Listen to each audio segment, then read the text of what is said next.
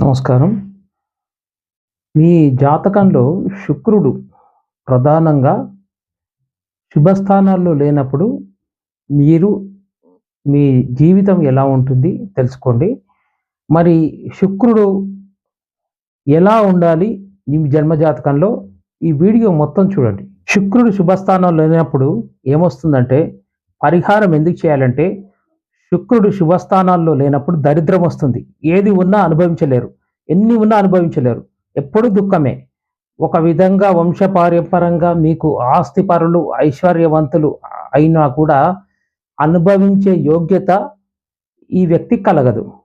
తన దగ్గరికి వచ్చే వరకు ధనమంతా హరించుకుపోతుంది. ఏదో ఒక ప్రయత్నం ద్వారా కర్పూర హారతిలాగా హరించి వేస్తారు తన పనుల ద్వారా. చివరకు తన పొరపాట్ల వల్ల దరిద్రం అనేది ఏర్పడుతుంది. అష్ట కష్టాలనేవి ఏర్పడతాయి. ఆశ పెరుగుతుంది. నిరాశ ఎదురవుతుంది. దుఃఖం దరిద్రానికి చేటు. ప్రతి దానికి కూడా వేరే వాళ్ళతో జాతకంలో కానీ ఎవరి జాతకంలో కానీ శుభస్థానాల్లో లేనప్పుడు దరిద్రం అంటే శుభస్థానాల్లో శుక్రుడు లేనప్పుడు మీకు ఎన్నున్నా మీ తాత ముత్తాతల నుంచి ఉన్నటువంటి ఆస్తులను మీరు అనుభవించలేరు. ఎప్పుడూ దుఃఖం మరి దరిద్రం ఉండడం జరుగుతుంది. మీకు ఉన్న ఆస్తులన్నీ తరిగిపోవడము లేదా మీకు తాతల నుంచి వచ్చినటువంటి పెద్ద ఆస్తులు కూడా మీరు చేస్తున్న పనుల వల్ల తరిగిపోవడము జరుగుతాయి. అంటే శుక్రుడు మంచి స్థానంలో లేనప్పుడు ఇలాంటివన్నీ జరుగుతాయండి. ఇక వీరి తర్వాత కూడా వారికి కూడా దరిద్రాన్ని మిగిలిస్తాడు. మరి చిన్న చిన్న పొరపాట్ల వల్ల పెద్ద పెద్ద దరిద్రాలు కొని తెచ్చుకోవడం జరుగుతుంది. అంటే ఇదంతా శుక్రుడు మంచి స్థానంలో లేనప్పుడు జరుగుతుంది. శుక్రుడు ఇలా ఉండడం ద్వారా ఇతరులతో చాలా పోల్చుకుంటారండి వీరు. అతనికి వాహనం ఉంది, పెద్ద గృహం ఉంది, ఉద్యోగం ఉంది, మంచి వ్యాపారం ఉంది, నాకు లేదు, నేను వారిలాగా ఆ స్థాయిలోకి వెళ్ళలేకపోతున్నాను అని బాగా బాధపడుతూ మరి వారు ఈర్ష్య ద్వేషంతో ఎక్కువ రగిలిపోతూ ఉంటారు. అంటే ఇతరులకు ఉన్నటువంటి ధనము కానీ వాహనాలు కానీ పెద్ద మరి భూములు కానీ వాళ్ళకు వస్తున్నటువంటి సంపదను చూసి వీరు తట్టుకోలేక నాకు మాత్రం ఇలా అభివృద్ధి అనేది జరగకపోవడం, వారిలాగా నాకు లేకపోయే అని వీరు అలా ఈర్ష్య పొందుతూ వీరు మనసులోనే బాధపడుతూ ఉండడం అనేది శుక్రుడు దోషస్థానంలో ఉన్నప్పుడే జరుగుతుంది. ఇలాంటి భావన శుక్రుడు దోషస్థానంలో, నీచ స్థానంలో, అస్తంగతుడై ఉన్నప్పుడు, షడ్బలాల్లో బాగా బలం తగ్గినప్పుడు ఇలాంటివన్నీ వీరికి వస్తుంటాయండి. అంటే ఇతరులతో పోల్చుకోవడం, బాధపడుతూ ఉండడం, ఇతరులతో తను ఉన్న ఆస్తి ఇతరులకున్న ఆస్తి వారికంటే నాకు చాలా తక్కువ ఉంది అని వీరు చాలా రకాలుగా ఈర్ష్య పొందుతూ. శుక్రుడు మంచి స్థానంలో ఉంటే ఆ వ్యక్తి నాకు చాలా బాగుంది, నేను చాలా బాగున్నాను, నాకు అందరికంటే ఎక్కువ చాలా బాగుంది అనే మనిషి ఆ ధోరణితోనే ఉంటాడు. శుక్రగ్రహము ఉచ్చ పొందేది మీనంలో శుక్రుడు కనుక శుక్రుడు ఉచ్చ పొందినటువంటి జాతకుడు చాలా అద్భుతంగా ఉంటుందండి. వారికి ఎంతో ఉన్నతంగా కనిపిస్తారు. అంటే వీరికి వంశపారంపరంగా వీరికి ఎలాంటి ఆస్తులు లేకున్నా వీరు సొంతంగా కొద్దిగా ధనము సంపాదిస్తూ చాలా వృద్ధిలోకి వస్తారు. ఇక ఆ ఉచ్చ పొందినటువంటి జాతకునికి లక్ష్మీ కటాక్షం అనేది చాలా బాగుంటుందండి. లక్ష్మీదేవి వారి కోడలు సరస్వతీదేవి వీరికి మంచి విద్యను అందించడంతో పాటు వీరి అభివృద్ధికి చాలా తోడ్పడుతుంది. వీరిని చాలా వృద్ధి చేస్తుందండి. వీరికి మంచి శ్రేయస్కరమైనటువంటి సమాజంలో వృద్ధి చెందేటటువంటి యోగాన్ని ఇవ్వడమే కాకుండా శుక్రుడు మంచి స్థానాల్లో, ఉచ్చ స్థానంలో, మూల త్రికోణంలో, కోణంలో కానీ కేంద్రంలో కానీ గురు నక్షత్రంలో కానీ ఉన్నప్పుడు ఇలాంటివన్నీ జరుగుతూ ఉంటాయి. దీనివల్ల మంచి బ్రహ్మాండమైనటువంటి అదృష్టాన్ని, ఐశ్వర్యాన్ని కలిగిస్తాడు శుక్రుడు. మిగిలిన స్థానాలు 6, 8, 12 స్థానాల్లో ఉన్న ఇక కన్యా రాశిలో ఉన్న ఈ భావాలన్నిటికీ వ్యతిరేక భావాలు కనిపిస్తాయండి. శుక్రుడు 6, 8, 12లో ఎట్టి పరిస్థితుల్లోనూ ఉండకూడదు. ఒకవేళ ఉన్నట్లయితే చాలా వరకు వీరికి వ్యతిరేక ఫలితాలు ఉండడము, కన్యా రాశిలో ఉంటే మాత్రం ఇంకా వీరికి ఈ అదృష్ట లక్ష్మి, అదృష్టం అనేది చేజారిపోవడం, చాలా వరకు వచ్చి వెళ్ళిపోవడం అంటే జరుగుతుంది. వీరికి ఎన్నో నగలు వేసుకున్న తృప్తి అనేది ఉండదండి. వీరికి తృప్తి అనేది లేకుండా చేస్తాడు శుక్రుడు.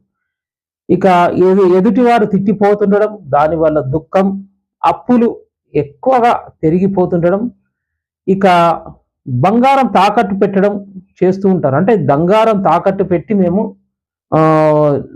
వ్యాపారం చేస్తున్నామండి, చదువుకుంటున్నామండి అని ఎవరైతే చెప్తుంటారో, నేను చూస్తున్న జాతకంలో కూడా శుక్రుడు బాగా పాడైపోయి ఉన్నట్లే ఉంటాడండి. వాళ్ళ జాతకాలని చాలా వరకు గ్రహించాను. బంగారం తాకట్టు పెట్టడం, లేకుంటే అమ్మడం గాని, అప్పులు దానివల్ల అమ్మి, దానివల్ల ఈ ఇంటికి గాని, ఈ విద్య గురించి ఖర్చు పెట్టడం గాని చేస్తూ ఉన్న వాళ్ళది చూసినట్లయితే శుక్రుడు బాగా పాడైపోయి ఉంటాడు వారి జాతకంలో. ఇతరులు బంగారం దోచుకెళ్లడం, అంటే దొంగల బారిన పడి బంగారం పోవడం, తాకట్టు పెట్టడం, లేకుంటే అప్పుల వాళ్ళు తీసుకెళ్ళిపోవడం, ఇలాంటివన్నీ జరుగుతూ ఉంటాయి. అంటే ఇవి చాలా వరకు జాతకాల్లో పరిశీలించాము. అయితే శుక్రుడు అలాంటి స్థానంలో ఉంటే వీరికి ఉన్నటువంటి బంగారం అనేది వీరి దగ్గర ఉండదు. మరి బంగారం ఉన్నా కూడా తృప్తి లేదు. ఆ బంగారం తాకట్టు పెడుతున్నాం. బంగారంతో మేము వెళ్తే దొంగలు దోచుకెళ్లారు. బంగారం అమ్మి మేము కుటుంబాన్ని నడుస్తుంది అని ఎవరైతే చెప్తారో వారి జన్మజాతకంలో శుక్రదోషం ఉన్నట్టు లెక్క. అంటే ఇలాంటివన్నీ శుక్రుడు మంచి స్థానంలో లేనప్పుడు ఇలాంటివి దోషాలన్నీ ఏర్పడతాయి. ఇంకోటి, కొందరు వ్యక్తులు మేము బంగారం కొనుక్కున్నామని డబ్బులు పోగేసుకుని బంగారం కొనుక్కున్నామంటే అది శుక్రబలం. ఇంకొందరు ఇల్లు అమ్మేశామండి, మాకు అప్పులు బాగున్నాయి, మాకున్నటువంటి సమస్యలు అలాంటివి, ఇల్లు అమ్మాల్సి వచ్చింది అంటే అది శుక్రదోషం.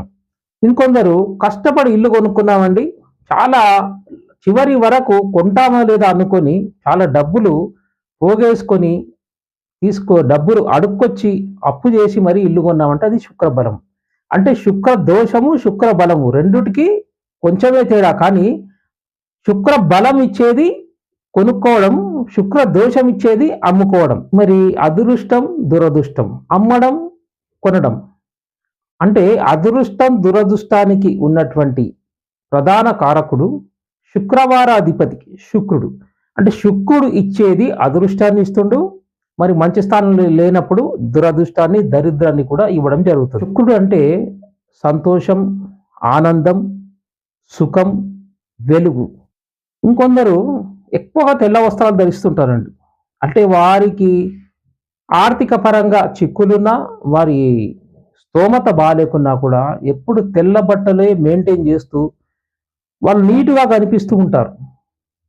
మరి సమాజంలో గౌరవం రావడం, కీర్తి రావడం, ఇవన్నీ కూడా శుక్ర బలం అండి. శుక్రుడు బలంగా ఉన్నప్పుడే మాత్రమే వాళ్ళు మంచి తెల్లటి దుస్తువులు వేసుకోవడం, సమాజంలో గొప్పగా కనిపించడం అంటూ జరుగుతుంది. ఇక శుక్రబలం లేనట్లయితే మీకు పట్టు వస్త్రాలున్నా, ఎంత మంచి ఖరీదైనటువంటి బట్టలున్నా కూడా మీరు వేసుకుంటే అవి మాసిపోతాయి, చిరిగిపోతాయి అని చెప్పేసి అవి ఇస్త్రీ చేసి లోపల పెట్టడం అంటూ జరుగుతుంది. అంటే మీకున్న వస్తువులు మీరు వాడుకోవడం జరగదు.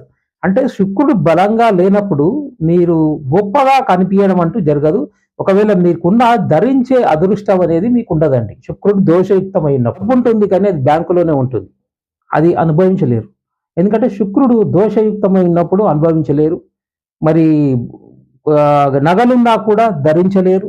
ఇలాంటివన్నీ అదృష్టము, దురదృష్టం అనేది ఉన్న డబ్బు, ఐశ్వర్యము అనుభవించాలంటే శుక్రుడు మంచి స్థానంలో ఉండాలి.